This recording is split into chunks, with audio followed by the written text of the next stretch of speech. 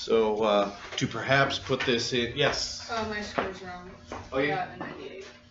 Because I got 4. Okay. That's why we have everyone double check. Okay, so to put this into to context is not that you're cooking at any given time, or maybe you're making a type of recipe where there is none. You just start throwing a whole bunch of ingredients together and it comes out just fine. Maybe you're working on a woodworking project and it comes out just fine. But to try to replicate something like that, it just does not happen. Okay? And that's pretty much how this is documented about the Wright Flyer. Okay? So for the next couple of days, we'll be looking at the history of the airplane, and then we go to the shop, okay? And you work together with a lab partner and you carve your own propeller, okay? And what we do with that is we put it on a stand and make a counter out of it. And what happens is, if we look at a ratio, if the propeller has a disc that is 1 inch in diameter, is in contact with another disc on top, like this, okay? Oops, I got that wrong. It's like this, okay? And this disc is 4 inches, okay? Every time this has spun around once, or excuse me, every time this large disc, which is 4 times bigger, has spun around once, how many times do you suppose this is if it's 4 times smaller? This has gone around once, this has gone around 4 times, okay? And some people, okay, are very good at making these propellers, okay? And that's probably the most important part of the very first airplane that was made, was the propellers, and they talk about that. So it's just the idea of having all these modern tools that we have, we cannot replicate what the Wright brothers had accomplished. Okay? So again, I think this is just a good time to put this into the curriculum. It's a good time to take a break. You just come here, you relax, you watch this, we go to the lab, we do our testing, and we go to the final portion, organic compounds. Okay? And by that time, as you probably have checked your email, we'll be to the end of the school year. We're winding down fairly quick. Doesn't seem like it with the weather, but we're almost done. All right, here we go.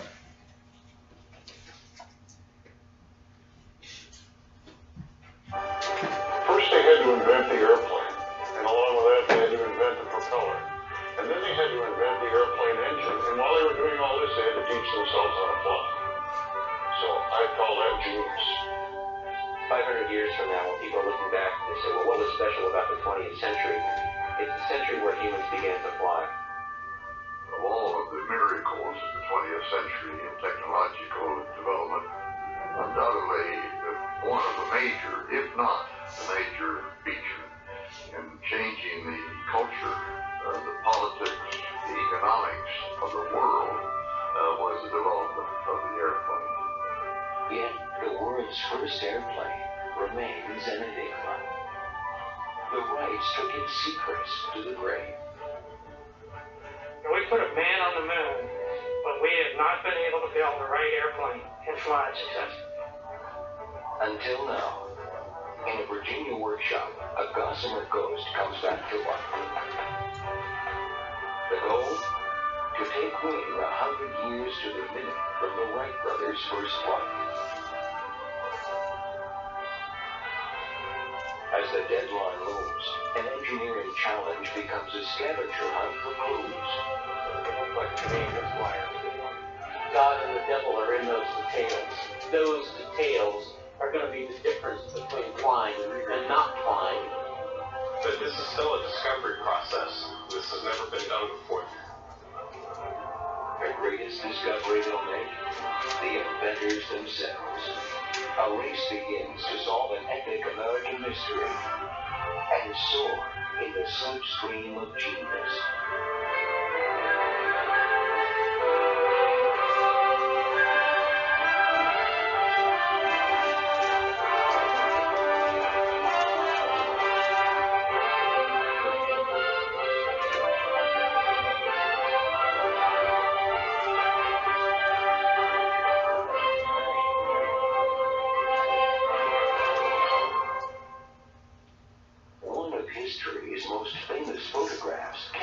one of mankind's highest achievements.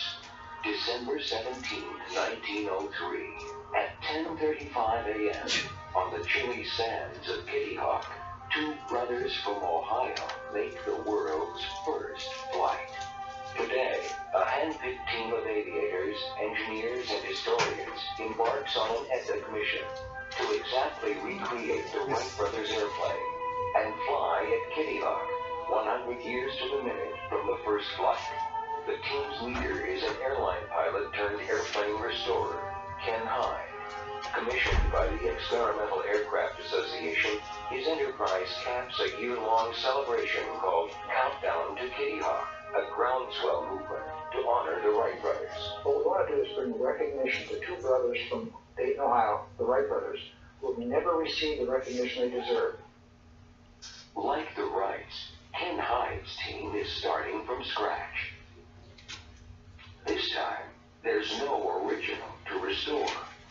Wrecked on the sands of Kitty Hawk hours after the first flight, the Wright Flyer was repaired time and time again, each time further from the original design. No blueprints survive. The Wright brothers were very secretive about what it was that they were doing. They were afraid that someone else was going to steal their invention. The entire body of materials that the Wrights left behind will not provide anyone, even Ken, a blueprint for how to build an airplane. When we started going through the papers of the Wrights, it was very obvious that this was the world's greatest detective story that no one had ever seen or read or had it published. There's only 3 people left in the Wright family that sat at the dinner table with Orville Wright that know this story, have heard this story. And if we don't capture that now, it's going to be gone. It's going to be gone forever. What Ken is trying to do is to duplicate what the Wright brothers did and fill in all those areas that we don't know about.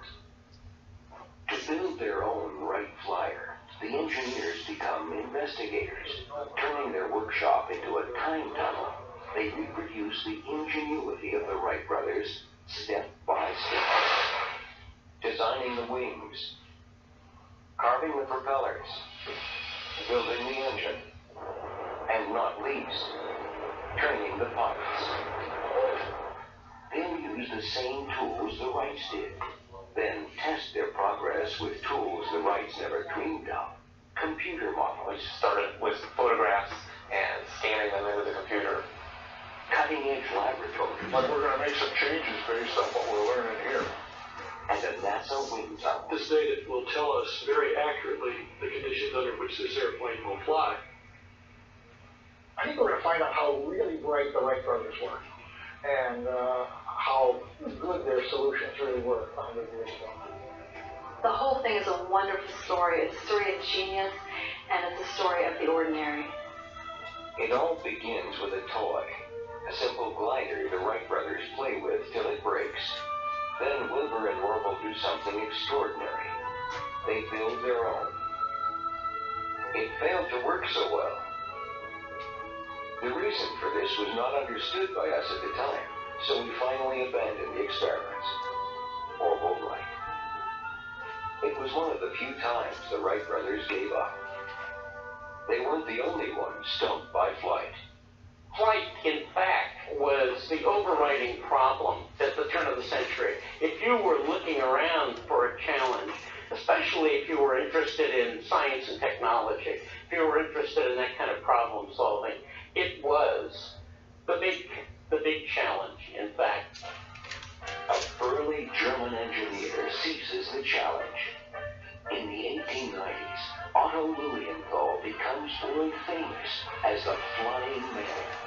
In an aircraft he builds himself, he makes nearly 2,000 glides. At the height of his fame, Lilienthal loses control in midair, 50 feet above the earth. His dying words, sacrifices must be made. Since the time of Da Vinci, all the musings on flight were just theory. Most pilots never got off the ground.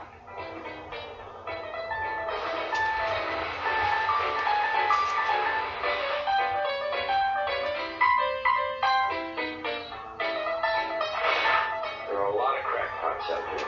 There are a lot of people building airplanes, saying they're going to build airplanes, selling stock for companies for airplanes that were fictitious, that would never fly.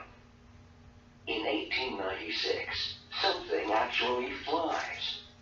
Samuel Langley, head of the Smithsonian, launches a 26-pound unmanned model dubbed an aerodrome that flies for half a mile. The small craft marks a breakthrough, powered heavier-than-air flight. Langley now leads the race to the skies. Unknown to him, competition is stirring in the Midwestern boomtown of Dayton. Dayton was the Silicon Valley for the world through the first half of the 20th century. There are a number of patents that came out of Dayton during this early progressive era. Everything from the self-starter for the automobile to the pop-top on our pop cans today to the step ladder. The Wright brothers benefited from not only that stimulation at home, but by the community itself. Without Dayton, I'm not sure the airplane could have existed in 1903.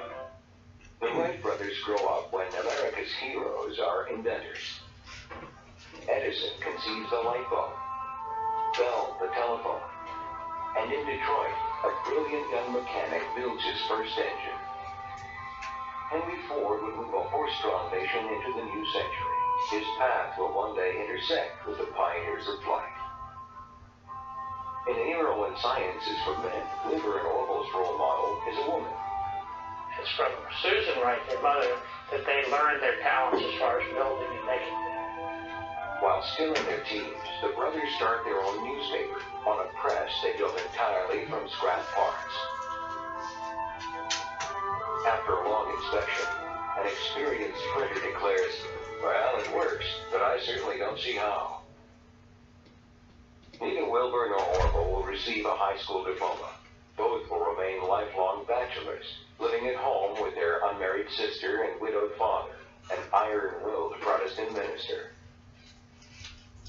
I've heard the Bishop Milnerite's house described as, the fortress from which you defended your family against the cruelty and evil of the outside world. And so they grew up a very closely knit family. Though he keeps the world at bay, Bishop Wright fills his sons' heads with ideas. They were self-educated really to an extraordinary degree. People who met them and who expected sort of these two picks from the Middle West were stunned by their command of history and literature and just what they knew. In Dayton, fate assembles the ingredients for invention. Two partners, joined by blood and a knack for tinkering, with curious minds and time on their hands. All that's missing is a catalyst to set events in motion. It arrives in the shape of a fan.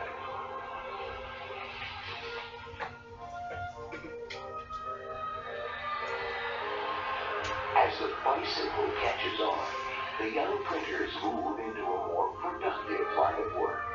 One of the keys to the success of the Wright brothers is their ability to kind of take something that they had learned from one technology and apply it over here. If you look at the 1903 airplane, you can see lots of examples of bicycle technology on it. The wheel of history turns again when Wilbur reads about the Flying Man. The germ of invention, planted long ago, finally sprouts. On a spring day in 1899, Wilbur writes to the Smithsonian Institution, the nation's storehouse of knowledge. "I have some pet theories as to the construction of a flying machine. I wish to obtain such papers as the Smithsonian has published on the subject." Within weeks, a flash of insight will propel the Wright brothers on their journey from wheels to wheels. First in Flight is brought to you. A team of investigators grapples with a riddle. You can see the outline of the wing formed here. How do you copy something without the original? You start with paper. One page at a time, the Wright experience has gathered the largest Wright brothers archive ever assembled in one place. Online now is somewhere in the neighborhood of 50,000 files of notebooks, photographs, letters. The Wrights lived in the age of the pen, when the letter was the most common form of communication. The brothers wrote avidly, but letters don't tell the whole story. The problem is in the nitty-gritty details. How do the tacks go in? How does the fabric go on? Exactly how do they do this? Exactly how do they do that? Those are the kinds of things that engineers often don't put down on paper. You're always asking, why didn't they take a picture of this? Why didn't they do a close-up? I need to know what that bracket looked like. So you work with what you have, and you go to the other sources to help build the story. The Wrights began their own design with a leap of faith. Wilbur wrote, insects, birds, and mammals were flying every day at pleasure. It was reasonable to suppose that men might also fly. Some men did. A pioneer of wing design, the great Otto Lilienthal figured out how to get in the air, but not how to stay there. His longest glide lasted only 15 seconds. Picking up where Lilienthal left off, Wilbur Wright identifies the three fundamental challenges of flight: lift, power, and control. Lilienthal worked on lift. Langley is working on power. Everyone ignores control. In those days, most experimenters thought that the airplane would be too difficult for human reflexes to handle in the air. But the Wright brothers recognized that you really need to be able to control the airplane from the outset. The challenge is controlling the airplane in all three dimensions: side to side, or roll; up and down, or pitch; and left and right, or yaw. Most people who thought about control had said controlling an airplane in the air is going to be like something balanced on the head of a pin. It'll be able to move in any direction at any time, and it'll drive a pilot crazy. But the Wright brothers said to themselves, look, suppose we were trying to describe riding a bicycle to someone who's never done it. What, you want me to roll down a hill on these two narrow little things, and I'm going to be balancing this thing, and there are these handlebars I have to worry about, and I'm working pedals with my feet at the same time. And, it sounds as though you'd have to be the world's greatest acrobat to ride a bike. The bicycle makers no different. The most important impact that the bicycle had on the airplane isn't visible. It had to do with the Wright brothers' attitude toward control. The one problem that really almost nobody else had given much serious thought to, and yet it was a problem that had killed Otto Lilienthal. He was killed because shifting your body weight, you cannot react fast enough to a gust of wind or the control of the airplane. And being bicycle riders, they knew they had to be able to control the airplane at all times. They didn't care whether it was stable or automatic in any manner, shape, or form. They just wanted it to be controllable. This is the core problem they set out to solve. The answer comes out of thin air. One day, Wilbur was in the bicycle shop. The Wright brothers were bicycle manufacturers, and he was talking to a customer who he had just sold an inner tube tire to, and he was kind of fiddling with the paper box that the inner tube came in. And this immediately suggested to him a set of biplane wings. This would be the upper wing surface of a biplane, and this would be the lower wing of the surface of a biplane. And what he's doing, he was pushing on the corners, and he was getting a twisting motion, okay? And you have to visualize this as an airplane, and if you twist the box in this manner, you've increased the angle of attack of this corner. So this wing is going to lift. And then to correct it, he would go the other way, and now this wing has got more lift, and it's going to roll the opposite direction. So what you do is you get a roll effect of the airplane, and that was the principle of wing work. And it all came from just a simple bicycle inner tube box. The Wright brothers' great talent was to be able to go from abstract concepts in their mind's eye and translate those into actual physical pieces of hardware and create something that would actually work. To test his revolutionary theory of control, Wilbur builds a kite inspired by the cardboard box. It's only 5 feet in length, it's pretty small.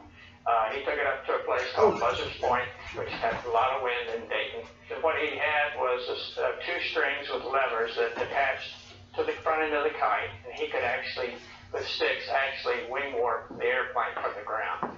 And story goes that he would dart towards the ground and then pull up, and so he had the control that he wanted in the process. Just 4 months after his letter to the Smithsonian, Wilbur Wright is thinking outside the box. The Wright's 1899 kite is the first aircraft to demonstrate aerodynamic roll control. It's one of the things that keeps us all fascinated about the Wrights. They were very good engineers, and they could refine a design as well as anybody. But they also had a certain amount of genius that we'll never be able to quantify. They just picked the right answer out of the air right at the beginning on a lot of subjects. And we don't know how they did it. We can just stand in awe of it. Within days, Wilbur makes a momentous decision. To scale up his kite into a glider big enough for a man to fly. To test it, he needs open spaces and steady wings.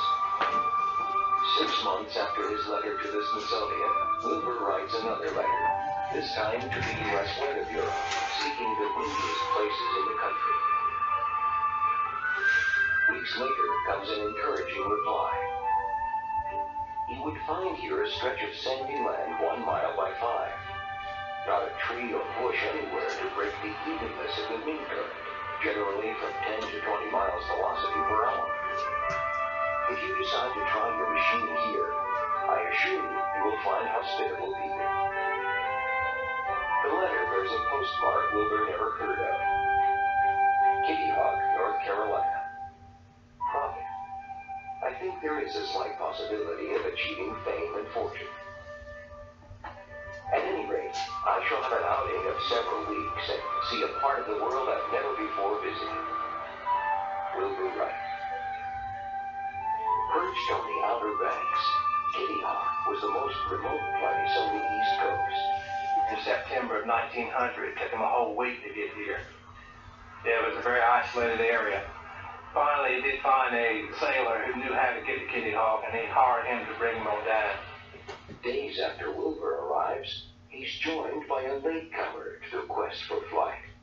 His brother, Orville. These 2 individuals reached some sort of an understanding between themselves that as far as this work went, they were going to be the Wright brothers. I think it took both of them to make this happen. I think they were a perfect pair to do this. What people call the left side of the brain and the right side of the brain, they're able to see the problem and put it together and solve it. Everything is new to them. Sand under their feet, salt in the air, and gales off the Atlantic. The wind shaking the roof and the sides of the tent sounds exactly like thunder, Orville notes. The sand fairly blinds us. We certainly can't complain. We came down here for wind and sand, and we have got them. The Wrights would harness that wind. Retracing the brothers' steps, the Wright experience labors to reproduce their full-size glider. It was like nothing ever built. It had an elevator to control pitch, and flexible wings to control roll. Little else is lacking. Everything that they wrote about the 1900 glider fits on just a couple of pages.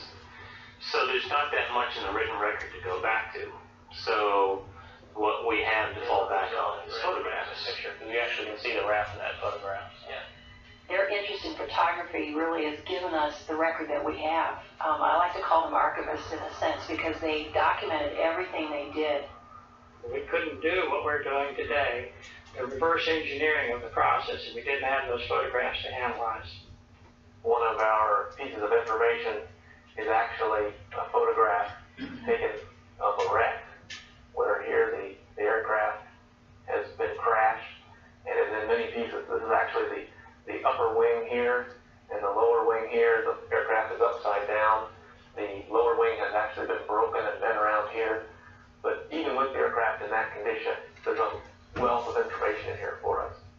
The photographs helped the team build a 3D computer model. In this particular case, it's some excellent examples of information about the canard, which is the front controlling surface, which are obviously not available in this picture. It's taken from the edge, and you can't see any detailed information about that surface itself. But in the rec picture, it's up here, and you get a better angle on it, and so we're able to then model that in the computer here and get that to line up and get more information about that. After 3 weeks of unmanned tests and endless adjustments, the brothers towed their glider up the beach to Kill Devil Hill for a trial run. I do not intend to take dangerous chances, both because I have no wish to get hurt, and because a fall would stop my experimenting, which I would not like at all. Wilbur Wright.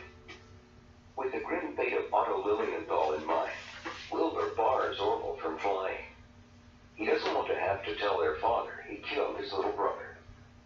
From a running start, Wilbur lifts off the sand, then shoots up 20 feet. "Let me down," he cries. "Let me down." It probably was frightening. I'm sure that the only way they got that to fly was probably in about a 30 or 35 mile an hour wind. I'm sure it was like being on a cork in the ocean. I mean, it was just all over the place. So for the first time, yeah, get me down is probably a good slogan at this point. The wind dies, and the Wrights head home. They fly only one day. They came away excited because even as a kite, it did prove their wing warping theory did work. Designed for a handful of flights and built for $15, the glider is left on the dunes. The postmaster's wife turns the wings into dresses.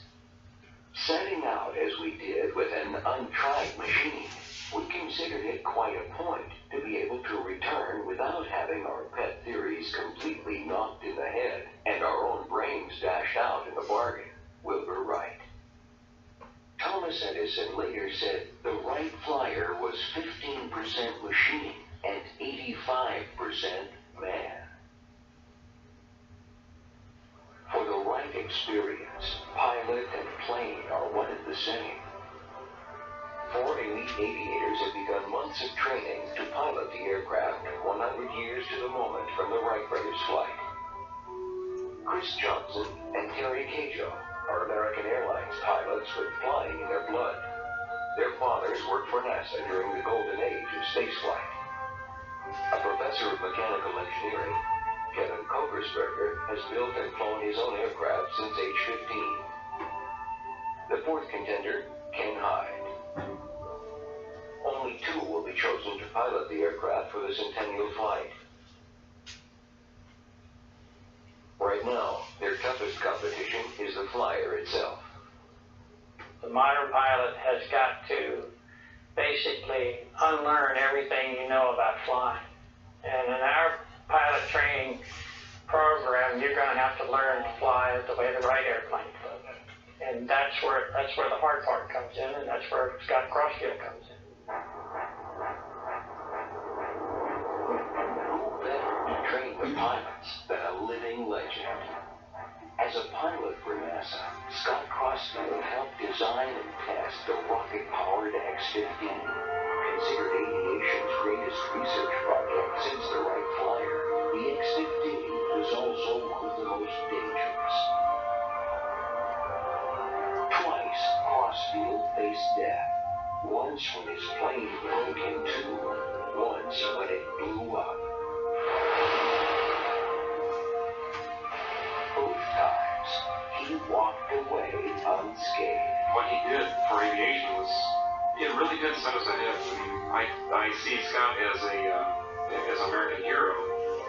At 81, Scott Crossfield has taught pilots to fly the world's most modern aircraft. Now, he'll teach them to fly the oldest. The Wright Flyer poses his hardest challenge. I have never flown an airplane as unstable as this one. Nobody that I know ever deliberately, when I say deliberately, designed an airplane that was unstable.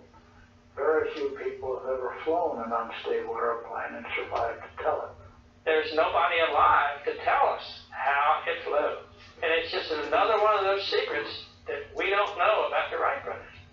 We didn't know what the limits of the airplane were, and there's no way I was going to ask pilots to do something that I couldn't do myself.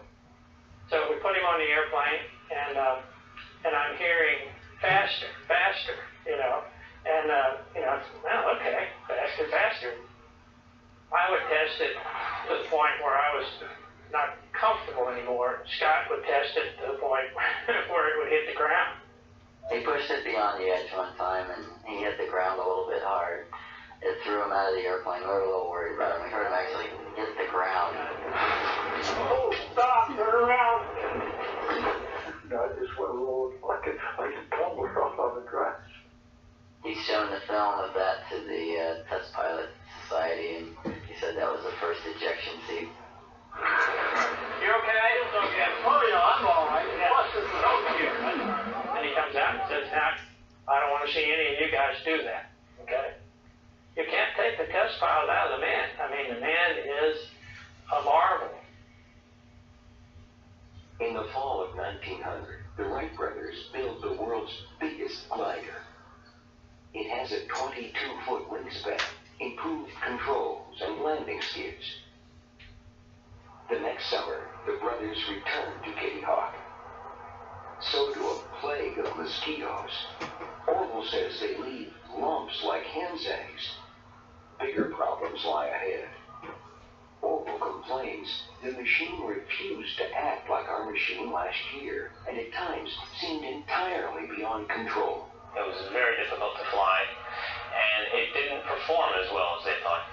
It wasn't as capable of flying in light winds as they thought it would be able to. They would put the airplane in a bank, it would start to turn, and they'd try to correct it. And what would happen is it would tighten up the turn and go into the ground, and they called that welding.